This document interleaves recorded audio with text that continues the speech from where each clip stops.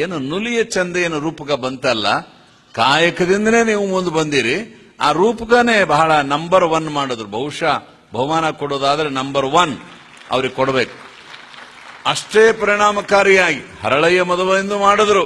ಅದು ಕಣ್ಣು ಕಿತ್ತಿದ್ದಂತೂ ಖರೇನ ರಕ್ತನ ಬಂತು, ಏನೋ ಮಾರಾಯ ಅನ್ನುವಂಗಾಯ್ತು ನಮಗೆ. ಅಂದ್ರೆ ಅಷ್ಟು ಚೆನ್ನಾಗಿ ಮಾಡಿದ್ರದಲ್ಲ ಸರಿನೇ.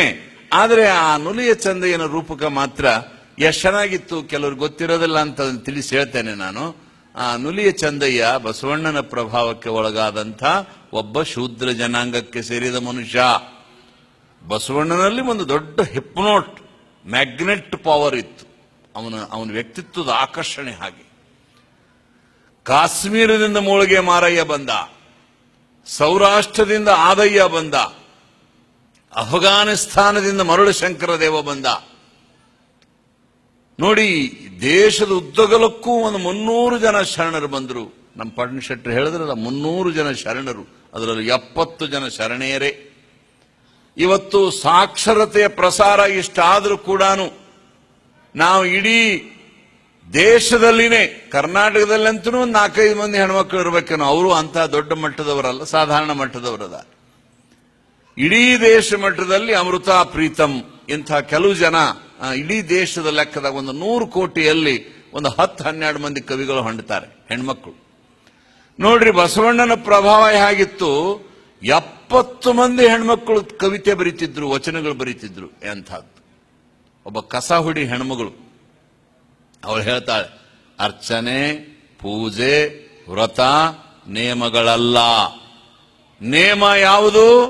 ಶಂಭುಜಕ್ಕೇಶ್ವರನಲ್ಲಿ ಪರಧನ ಪರಸ್ತ್ರೀಯರ ಮುಟ್ಟುದಿಪ್ಪುದೇ ನೇಮ. ಒಬ್ಬ ದನಕಾಯಿ ಹೆಣ್ಮಗಳು ಬರೀತಾಳೆ. ಬರೇ ನಾವು 16 ಸೋಮವಾರ ಮಾಡಿದೆವು, ವೈಭವ ಲಕ್ಷ್ಮಿ ಪೂಜಾ ಮಾಡಿದೆವು, ಅದು ಮಾಡಿದೆವು, ಇದು ಮಾಡಿದೆವು, ಇದು ಪೂಜೆ ಅಲ್ಲ. ನೋಡಿ, 850 ವರ್ಷಗಳಿಂದ ಹೇಳ್ತಾಳೆ, ಇದನ್ನೆಲ್ಲ ಪೂಜಾ ಮಾಡಿದ್ರಲ್ಲಪ್ಪ. ಏನು ನೇಮ ಮಾಡ್ಬೇಕು ನೀವು? ಮಂದಿ ಗಂಟು ತಿನ್ನಂಗಿಲ್ಲ, ಮಂದಿ ಹೆಣ್ಮಕ್ಳು ಮುಟ್ಟಂಗಿಲ್ಲ, ಇದು ನೇಮ ಮಾಡ್ರೋ. ದನಕಾಯಿ ಹೆಣ್ಮಗಳು, ಕಸ ಹೊಡಿ ಹೆಣ್ಮಗಳು ಹೇಳ್ತಾಳೆ. ಇದು ಬಸವಣ್ಣನ ಪ್ರಭಾವ, ಬಸವಣ್ಣನ ಪ್ರಭಾವ. ಅದರ ಪರಿಣಾಮ ಒಬ್ಬ ನುಲಿಯ, ನಾವೇನು ಜವಾರಿ ಭಾಷೆಯಲ್ಲಿ ಕೊರವರು ಅಂತೀವತ್ತು, ಕೊರವರು. ಆ ಕೊರವರು ಜನಾಂಗಕ್ಕೆ ಸೇರಿದಂಥ ಮನುಷ್ಯ ಚಂದಯ್ಯ. ಅವನು ಹಗ್ಗ, ಏನು ನಾರನ್ನ ತಂದು ನೀರಿನಲ್ಲಿ ನೆನೆಹಾಕಿ ಅದನ್ನು ಸ್ವಚ್ಛಗೆ ತೊಳೆದು, ಆಮೇಲೆ ಅದನ್ನ ಒಣಹಾಕಿ, ಆಮೇಲೆ ಹಗ್ಗ ಹೊಸ್ತು, ಆಮೇಲೆ ಅದರಿಂದ ಹಗ್ಗ, ಮೊಗಡ, ಮಿಣಿ ಬೇರೆ ಬೇರೆ ಮಾಡಿ ಮಾರ್ತಿದ್ದ. ಎಲ್ಲರೂ ದುಡಿದ ತಿಂತಿದ್ರು. ನೋಡಿ, ಏನು ಗಮ್ಮತ್ತಾಯ್ತು. ನನಗೆ ಇವತ್ತು ಬಹಳ ವಂಡರ್ ಅನ್ನಿಸ್ತದೆ, ಥ್ರಿಲ್ ಅನ್ನಿಸ್ತದೆ. ಇದು ನಡೆದದೋ ಇಲ್ಲೋ ಗೊತ್ತಿಲ್ಲ. ನಡೆದಿಲ್ಲ ಅಂದ್ರೂ ಆ ಕಾನ್ಸೆಪ್ಷನ್, ಆ ಕಲ್ಪನಾ ಅದು ಇಮೇಜ್ ಮಾಡಕ್ಕಾಗಲ್ಲ. 850 ವರ್ಷಗಳ ಹಿಂದೆ ಕಾರ್ಲ್ ಮಾರ್ಕ್ಸ್, ಲೆನಿನ್, ಲಿಂಕನ್ ಹೇಳುವಂತಹ ದುಡಿಮೆ ಸಿದ್ಧಾಂತವನ್ನ ಆ ಜನ ಸಾಧಾರಣ ದೇಶೀಯ ಸಂಸ್ಕೃತಿಯಲ್ಲಿ ಹೆಂಗ್ ತಂದ್ರು ಅನ್ನೋದೇ ಬಹಳ ಅದ್ಭುತ.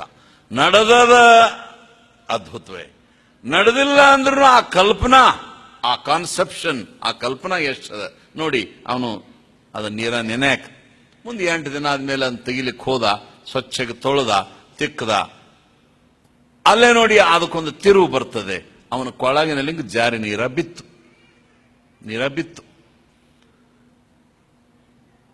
ಇವನೊಂದು ಕ್ಷಣ ಒದ್ದಾಡದ. ಲಿಂಗ ಹೋದರೆ ಪ್ರಾಣ ಹೋಗಬೇಕು, ಲಿಂಗವೇ ಬಹಳ ಮುಖ್ಯ. ಆದ್ರೆ ಏನ್ ಮಾಡೋದು, ಲಿಂಗ ಬಿದ್ದು ಬಿಡ್ತಲ್ಲ ಅಂತ ಹುಡುಕಾಡದ, ಸಿಗಲಿಲ್ಲ. ಕಾಯಕ ಮತ್ತು ಲಿಂಗ ಇದರಲ್ಲಿ ಕಂಪೇರ್ ಮಾಡಿದವನು ಆ ನಾಟಕದಲ್ಲಿ ಬಹಳ ಚಂದ ಮಾಡ್ಯಾರ. ಕಾಯಕನೇ ಮುಖ್ಯ ಅನ್ನಿಸ್ತು, ಸಿಗಲಾರ ಕೆಲ್ ಪೇಚಾಡೋದು ಅಂತ ಹೇಳಿ ಅದನ್ನ ಮತ್ತೆ ಹೆಗಲ ಮ್ಯಾಗ ಹಾಕೊಂಡು, ಆ ನಾರನ್ನ ಹೆಗಲ ಮ್ಯಾಗ ಹಾಕೊಂಡು ಹೊಂಟ. ನೋಡಿ ಎಷ್ಟು ಕ್ಲೈಮ್ಯಾಕ್ಸ್ ಬರ್ತದೆ. ದೇವರೇ, ಆ ಲಿಂಗವೇ ಮನುಷ್ಯನಾಗಿ, ಆ ನಾಟಕದಾಗೂ ಬಹಳ ಚಂದ ಮಾಡ್ಯಾರ. ಆ ಹುಡುಗಿ, ಆ ಲಿಂಗ ದೇವರಾದ ಹುಡುಗಿ ಅಂತೂ ಎಟ್ಟು ಪ್ರೀತಿ. ಕೊನೆಗೆ ಆ ಚಂದಯ್ಯಂದು ಸೆರಗ್ ಹಿಡ್ಕೊಂಡು ಹಿಂಗೆ ಓಡಾಡ್ತಿರ್ತಾಳೆ. ಅದ್ಭುತ, ಬಹಳ ಅದ್ಭುತ. ಅದೇನು ಬಹುಮಾನ ಕೊಟ್ಟರು, 1000 ರೂಪಾಯಿ ಬಹುಮಾನ ಕೊಡ್ಬೇಕು ಅವ್ರಿಗೆ, ಅಷ್ಟು ಚಲೋ ಮಾಡಿ. ಆ ಚಂದಯ್ಯ ಲಿಂಗ ಬಿಟ್ಟು ಹೊಂಟ. ಆ ಲಿಂಗನೇ ಲಿಂಗದೇವರು ಮನುಷ್ಯ ಆದ್ನಂತವ ಆಗಿ, ಏ ಲಿಂಗಯ್ಯ, ಚಂದಯ್ಯ, ನಾನು ಬಿಟ್ಟ ಹೊಂಟಲ್ಲೋ ನಾನು ಬಿಟ್ಟ ಹೊಂಟಲ್ಲ, ಹೇಳ್ತಾನ ಅವನು, ನಿನಗೇನು ಪೂಜಾ ಕಡಿಮೆ ಮಾಡಿದ್ನೆ, ಪುನಸ್ಕಾರ ಮಾಡಿದ್ನೆ, ದಿಮಾಕ್ ಮಾಡಿ ಬಿದ್ದಿದ್ದಿ ನೀರಾಗ ಬೀಳು, ನನಗೆ ದುಡಿಮೆ ಬಹಳ ಮುಖ್ಯ ಅಂದವ. ನಾನು ದುಡಿಮೆ ಬಹಳ ಮುಖ್ಯ ಅಂದ. ವಚನಗಳಲ್ಲಿ ಬರ್ತದೆ ದುಡಿಮೆ ಬಹಳ ಮುಖ್ಯ. ಕಾಯಕದಲ್ಲಿ ನಿರತನಾದಡೆ ಗುರುದರ್ಶನವಾದಡು ಮರೆಯಬೇಕು, ಲಿಂಗ ಪೂಜೆಯಾಡದರೂ ಬಿಡಬೇಕು, ಜಂಗಮ ಮುಂದಿದ್ದರೂ ಹಂಗು ಹರಿಯಬೇಕು. ಎಲ್ಲವೂ ಚಂದೇಶ್ವರ ಲಿಂಗ, ಕಾಯಕ ಚಂದೇಶ್ವರ ಲಿಂಗದ ಒಳಗು ಅಂತ. ದುಡಿಯೋದ್ರಾಗಾಯ್ತು, ದುಡಿದ್ರನ ಧರ್ಮ, ದುಡಿದ್ರನ ದೇವರು. ದುಡಿಲಿಲ್ಲ ಬರಲಿಲ್ಲ ಅಂದ್ರೆ ಯಾವ ದೇವ್ರು ತಗೊಂಡು ಏನ್ ಮಾಡುವುದದ? ಎಂಥ ಮಾತು, ಎಂಥ ಮಾತು ನೋಡಿ. ಅವನು ಬೆನ್ನ ಹತ್ತದ, ಕೊನೆಗೆ ಅವನ ದೇವರ ಆ ಲಿಂಗ ದೇವರ ಅನ್ನ ಕರ್ಕೊಳ್ಳೋ ಚಂದಯ್ಯ, ಕರ್ಕೊಳ್ಳಪ್ಪ, ತಿಳಿಲಾರ್ದೆ ಬಿದ್ದೀನಿ, ಇನ್ನು ಮೇಲೆ ಹಂಗ್ ಮಾಡುವುದಿಲ್ಲ, ಹಂಗ್ ಮಾಡುವುದಿಲ್ಲ. ನೋಡ್ರಿ, ನೀವು ಕಂಪೇರ್ ಮಾಡ್ರಿ. ಬದರಿ, ರಾಮೇಶ್ವರ, ಕೇದಾರ, ಆಮೇಲೆ ನಿಮ್ಮ ಶಬರಿಮಲೆಗೆ ನೀವು ಜನಗಳು ಹೋಗ್ತೀರಿ. ಹೋಗುವಾಗ ಬಸ್ ಉರುಳಿ ಸಾಯ್ತೀರಿ, ಇನ್ನು ಏನೇನೋ ಆಗಿ ಸಾಯ್ತೀರಿ. ದೇವರನ್ನ ಬೆನ್ನತ್ತಿ ನೀವು ಹೋಗ್ತೀರಿ. ನಿಮ್ಮ ಬಸವಣ್ಣನ ಧರ್ಮದಲ್ಲಿ ದೇವರೇ ಭಕ್ತನ ಬೆನ್ನತ್ತಿ ಬಂದ. ದೇವರೇ ಭಕ್ತನ ಬೆನ್ನತ್ತಿ ಬಂದ. ದೇವರೇ ಭಕ್ತನ ಬೆನ್ನತ್ತಿ ಬಂದ. ಎಂಥ ಕಲ್ಪನಾ, ಎಂಥ ಕಲ್ಪನಾ.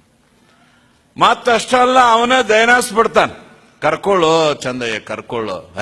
ಬೀಳೋದು ನಿನ್ನ ಇಚ್ಛ, ಕರ್ಕೊಳ್ಳೋದು ನನ್ನ ಇಚ್ಛಾನ, ನಿಮ್ಮ ಅಪ್ಪಗೂ ಕರ್ಕೊಳ್ಳೋದಿಲ್ಲ ಅಂದವ, ದೇವರಿಗೆ ಅಂದ. ಅದರ ಮುಂದಿಂದು ಬಹಳ ಒಳ್ಳೆಯ ಕ್ಲೈಮ್ಯಾಕ್ಸ್. ಮಡಿವಾಳ ಮಾಚಿದೇವರು ಬಟ್ಟಿ ತೊಳಿತಿದ್ರು ನೋಡ್ರಿ.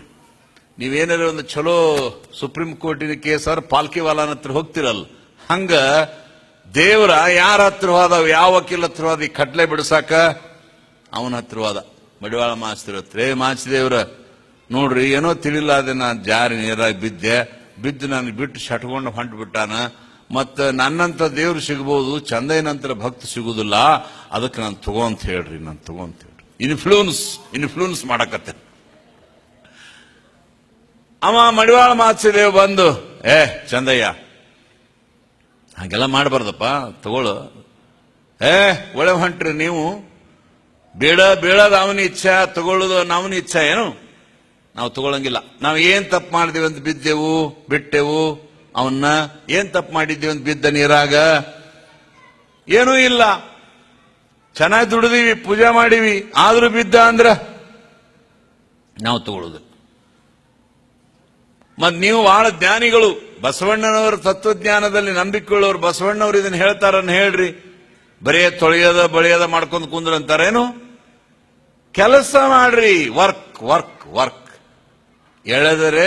ತೊಳೆದರೆ ನೆನೆಯದು, ಎರೆದರೆ ನೆನೆಯದು, ಮರೆದರೆ ಬಾಡದು. ಹುರುಳಿಲ್ಲ ಲಿಂಗಾರ್ಚನೆ ಅಂದ್ರೆ, ಲಿಂಗಾಯತರಾದವ್ರು ಬರೇ 1000 ಕುಂಭಾಭಿಷೇಕ, 1,00,000 ಕುಂಭಾಭಿಷೇಕ, ಬರೇ ಹಾಲು ಹಾಕದೆ ತುಪ್ಪ ಹಾಕದೆ ಆರ್ಥೋಡಾಕ್ಸ್ ಅಲ್ಲ. ನಾವು ಆರ್ಥೋಡಾಕ್ಸ್ ಅಲ್ಲ.